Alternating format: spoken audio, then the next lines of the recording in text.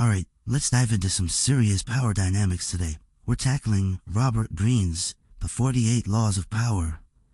It's like a secret manual for how power works, even when it's not out in the open. You know, it's interesting, when you say laws of power, it sounds a little, well, intimidating, right? Yeah, a little Machiavellian maybe, exactly. But we're not here to tell you to go out and manipulate everyone you meet. Definitely not. It's more about recognizing how power dynamics work in different situations so you can, make smarter choices. So it's like having this X-ray vision, right, to see people's motivations. Exactly. And Greene doesn't shy away from the tough stuff. Some of these laws are pretty bold. Yeah, like never outshine the master. You imagine trying to pull that one off in a super competitive workplace. Oh, absolutely. Which is exactly why we need to break these laws down. I mean, 48 is a lot to process. It's a lot of laws, yeah. So it helps to group them, I think. Yeah, into different categories. And one that really stands out to me is reputation and appearance.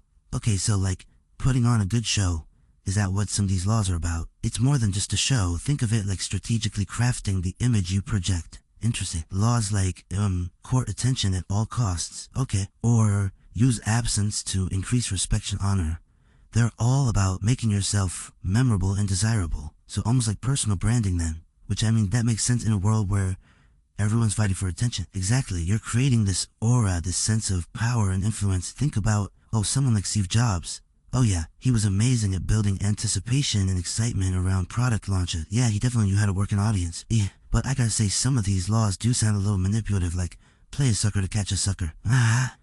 Would you actually recommend that? It depends. Like, it all comes down to the context and your intentions. Like, imagine you're in a tough negotiation and you suspect the other person is trying to, pull one over on you. Okay. By pretending to be a little naive, you might encourage them to reveal their true motives. So you're saying it's like a strategic way of, playing dumb. You could say that, but it can be useful in the right situations. I can see that. Okay, but what about everyday life? Outside of high-stakes negotiations, where else do these laws actually come into play? Well, think about office politics. I'm sure you've encountered those. Oh, definitely. So let's say you're trying to get your ideas heard in a meeting. Maybe it's a meeting full of strong personalities. Been there. Greene has a law for that. It's conceal your intentions. It's all about being subtle and not revealing your whole plan too early. So strategic timing, knowing when to hold back and when to make your move. Exactly. It's like a game of chess, really. You have to anticipate your opponent's moves and then position yourself for success. Which sometimes means, playing your cards close to your chest. This is fascinating. It feels like we're peeling back these layers of human behavior and exposing the power dynamics that are always there, just below the surface. And that's the key, right? Awareness. Once you understand these dynamics, you can navigate them so much more effectively, for sure. Okay, so we've talked about reputation and a bit about strategy. What's another category we should explore? Let's talk about offense and defense. Because let's be real, not every situation is a friendly negotiation, right? Sometimes you have to protect yourself. For sure. Especially in a cutthroat workplace where it feels like everyone's out for themselves. Exactly. There are laws like crush your enemy. Totally. Oh, well, that sounds intense. I know, right?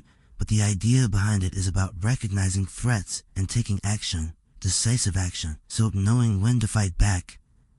Not letting people walk all over you. You could put it that way. Think of it more like removing obstacles that are blocking your path. Okay, that makes sense, even if it's not always about literally crushing someone. Right. But does it always have to be so confrontational? Not at all. One of my favorite laws in this category is actually, avoid the unhappy and unlucky.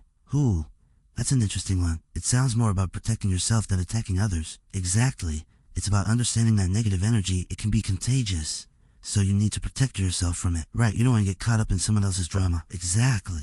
But how do you actually do that? Like, what if you work with someone who's just, constantly negative? It's about setting boundaries and being mindful of who you let into your inner circle. And sometimes it means strategically distancing yourself from people who drain your energy. It's just not about being heartless. It's about protecting your own well-being. Exactly. You have to prioritize your own goals and not let yourself get bogged down by that kind of negativity. This has given me a lot to think about. And we're just getting started. We've only just scratched the surface of these laws. I can't wait to dive deeper. But before we do, let's take a moment to let all this information sink in. Process these power dynamics we've uncovered so far. When we come back, we'll explore even more of these fascinating laws and how they can be applied to your life. Stay tuned. Welcome back. I'm ready for more 48 Laws of Power secrets. We got so many more to uncover. Right, and speaking of protection and strategy, there's this one law that I always find myself coming back to. Oh, which one? It's disarm and infuriate with the mirror effect. Okay, that sounds a little intense and maybe a little confusing, right? What exactly is the mirror effect? Okay, so picture this. Someone's trying to manipulate you or provoke you. Maybe it's a colleague trying to undermine you. Yeah, in a meeting or something. Okay, and instead of getting defensive or, firing back, you just mirror their behavior. Right back at them. Interesting. So if they're being aggressive, you stay calm and just point out their tactics. It's about staying composed, yeah. You're basically exposing their behavior for what it is. So isn't that kind of risky? It can be.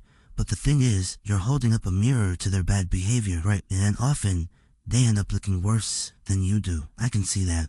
Yeah, especially in situations where you want to take the high road. Okay, give me the other one. What about a law that helps you win people over? Build influence. You're thinking of work on the hearts and minds of others. Okay, this one's all about appealing to both logic and emotion. So it's not just about having the facts.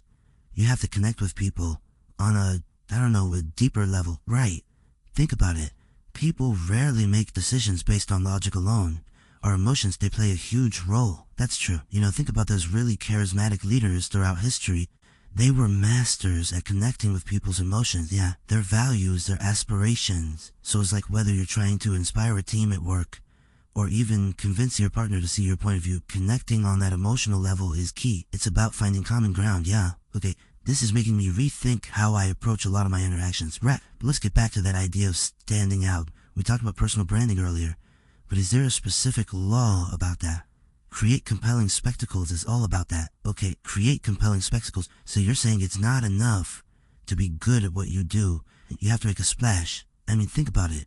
Would you rather go to a boring presentation or an event that's going to be exciting and thought-provoking? Definitely the second one. Exactly. It's about creating that buzz, that sense of excitement. But isn't there a risk there of being seen as all style and no substance? There is, which is why you have to back it up with real value. Right. Like, think about Steve Jobs again. Yeah, those product launches, they were these captivating events, right? But they were also delivering amazing, innovative products people really wanted. Okay, so it's about the whole package. Yeah, substance and style. But what about when you need to play it cool? Make yourself seem more desirable by not being too eager. You're talking about disdain things you cannot have. Okay, that one. It's all about that air of mystery and intrigue, right? So it's like playing hard to get, which, hey, I've definitely seen that in action. But how does that translate to, power dynamics? It's about not seeming needy or desperate. Think about it. If you're leading a team and everyone's clamoring to work on some new project, by downplaying its importance a bit, you might just spark more genuine interest, okay? Make people want to prove themselves. So it's almost like reverse psychology. Kinda, yeah. You make something seem less attainable, yeah, and suddenly it becomes more valuable. It's about scarcity and exclusivity. And that can be really powerful. Okay, my mind is blown. We've covered so much. From mirroring to spectacles to playing hard to get. And I know there's still more to come. Oh yeah, we've got plenty more to unpack. That's the beauty of the 48 laws of power. That's a journey, isn't it? It really is. It's self-discovery and strategic thinking all rolled into one. Alright, before we jump into the final part of this deep dive, let's give our listeners a minute to absorb all this. Process these power dynamics we've been exploring. When we come back, we'll wrap things up with some final insights. And we'll leave you with some questions to ponder. Don't go anywhere. Welcome back. Going through all these laws, it really feels like we've been let in on some big secret. It is a fascinating look into how people act, that's for sure. And as we wrap up, I think it's super important to remember one thing. What's that? Knowing these laws doesn't mean you have to become like a master manipulator or something. Right, it's more about understanding yourself, yeah, and then making choices about how you handle different situations. Exactly, power dynamics, they're everywhere. They really are. And understanding them, well, it just makes you more effective in, everything, really. Yeah, dealing with a tough boss, getting your point across in a family argument, it all ties back to this. So it's like you have this framework, to see why people act the way they do. And then you can use that to your advantage. But some of these laws, they still feel kinda, uncomfortable, never appeared too perfect. Isn't it a good thing to want to be excellent? Oh, it absolutely is. But this law, it's not about rejecting excellence at all. It's about recognizing that, if you're always perfect, it can push people away. So, being relatable, yeah, by showing that you're human too. I guess nobody wants to feel like they're always being outshone. Think about it this way. When you let yourself be a little less than perfect, you give other people permission to be less than perfect too. It makes things more relaxed, more authentic. People feel like they can just be themselves. Okay, yeah, that makes sense. So it's not about faking incompetence, but just admitting that while we all make mistakes, we're human. It's more about connecting with people, not being superior to them. Exactly, and that actually connects really well with another law that's all about adapting. Assume formlessness. Well, that's an interesting one. What's that about? It's about being flexible, willing to change your approach depending on what the situation calls for. So, not getting stuck in the same old routine. Being open to new ways of thinking and acting. Think about it like water. It can flow around anything, take the shape of any container. That's the kind of mental agility you want. To be adaptable, to be responsive, not trying to, force things that don't fit. That's a great way to put it, yeah. Okay, so as we wrap up our deep dive into the 48 laws of power, what's the one big takeaway you want our listeners to walk away with? I hope they leave here more aware of I guess you could call them the hidden power dynamics that are all around us, right? And that this new awareness helps them make better choices, yeah, whether they want to use these dynamics or, just recognize when someone else is using them. It's like, understanding the rules of the game even if you don't always want to play. Exactly. Knowledge is power, as they say. But the real wisdom, well, that's knowing how to use that knowledge responsibly. And honestly, I think that's the most important message in the 48 laws of power. Well said. And before we go, I want to leave everyone with a final question to think about. It's based on one of the laws we talked about earlier. Do not commit to anyone. In a world where everything's changing all the time, how do you stay independent and still build real connections with people? It's a good question, and I think it's one we each have to answer for ourselves. Very true. Thanks for joining us on this journey into the world of power dynamics. I hope you found it as eye-opening as I did. Until next time, keep those minds sharp and keep exploring.